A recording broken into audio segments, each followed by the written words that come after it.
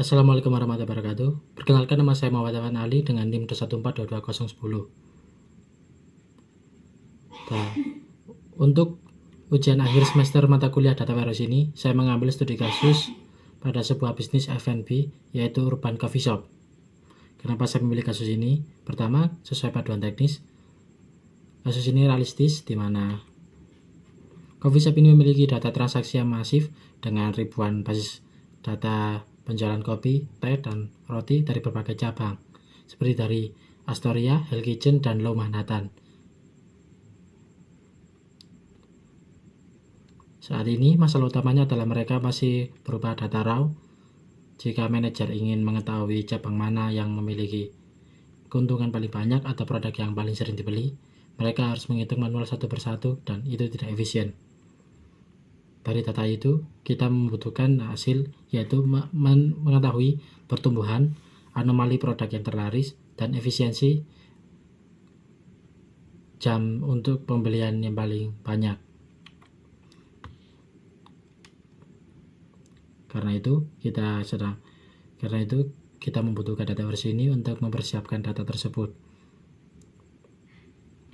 Harapannya, dengan mengetahui banyak insight ini, maka akan menjawab pertanyaan-pertanyaan bisnis yang telah saya tanyakan, contohnya yang telah saya pertanyakan tadi. Masuk ke step 2, yaitu penyimpanan data. Sesuai paduan, kita harus melakukan proses ETL, yaitu Extract, Transform, Download. Di sini saya memutuskan menggunakan Python dengan library pandas untuk engine ETL saya. Kenapa? Karena Python memungkinkan saya melakukan audit data yang jauh lebih cepat dan transparan dibandingkan drag and drop dari tools yang lama.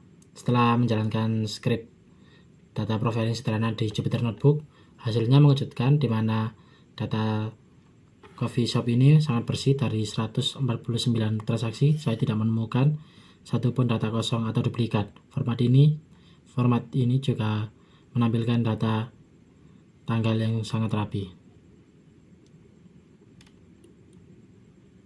Artinya, saya tidak perlu membuang banyak waktu untuk memperbaiki data yang rusak, dan bisa langsung menyimpan data ini sebagai clean data.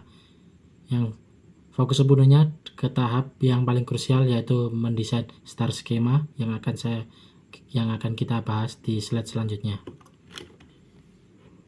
Lanjut ke step 3. Ini adalah inti dari pekerjaan kita, yaitu desain skema. Data transaksi awal kita tadi sebelumnya lebar. Untuk semua informasi berkumpul menjadi satu, di tahap ini saya memecah dengan menggunakan teknik dimensional modeling dengan bentuk star schema. Kenapa star schema? Karena ini standar industri untuk analisis yang cepat. Dari sekeliling wujud data skema ini, kita punya dimensi untuk produk, dimensi untuk store, dan dimensi untuk produk, yaitu menjelaskan apa yang dijual, seperti kopi, teh, dan roti.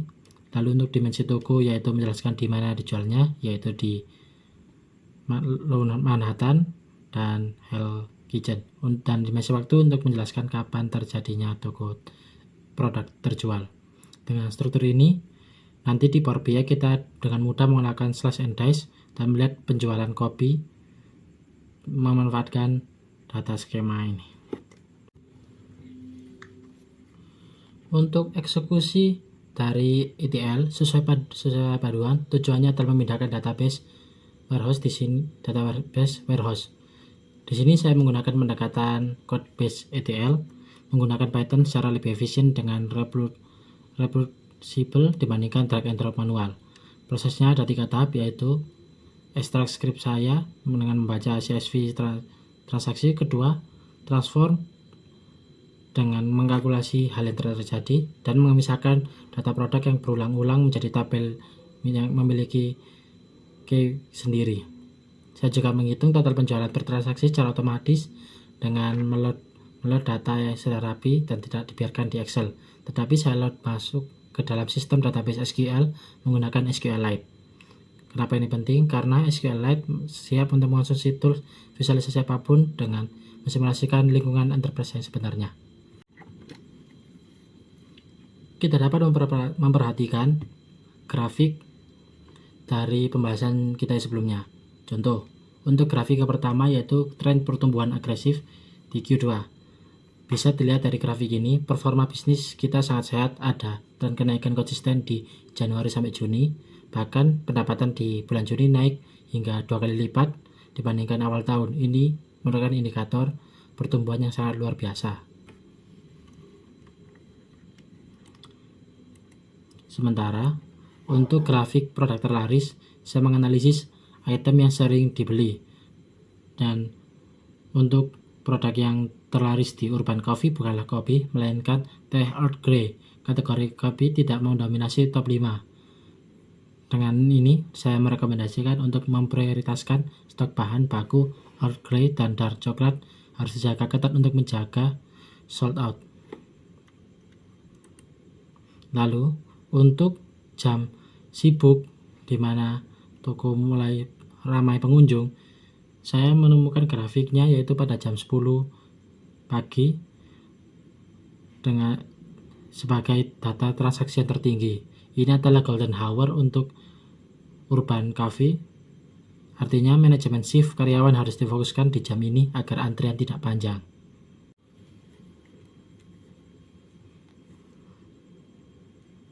Kita sampai ke ujung presentasi yaitu kesimpulan. Dari sini dapat kita lihat bahwa bisnis Urban Coffee Shop memiliki perkembangan sangat pesat dengan pembuktian yaitu tren kenaikan omset yang konsisten. Uniknya, data memberitahu kita bahwa pelanggan lebih menyukai teh dan coklat daripada kopi. Sebuah insight yang mungkin terlewat jika kita hanya mengandalkan asumsi jika ini hanya kedai kopi.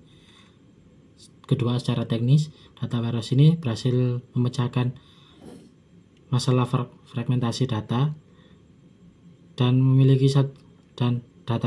manajemen kini memiliki data yang terpusat, valid dan cepat dan dapat diandalkan. Tidak ada lagi pusing mengurus ribuan Excel yang terpisah-pisah.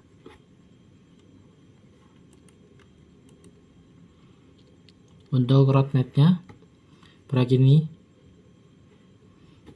telah menjadi fondasi ke depannya. Data yang rapi ini siap digunakan untuk teknologi yang lebih jauh seperti machine learning untuk memprediksi penjualan atau mengatur stok secara otomatis.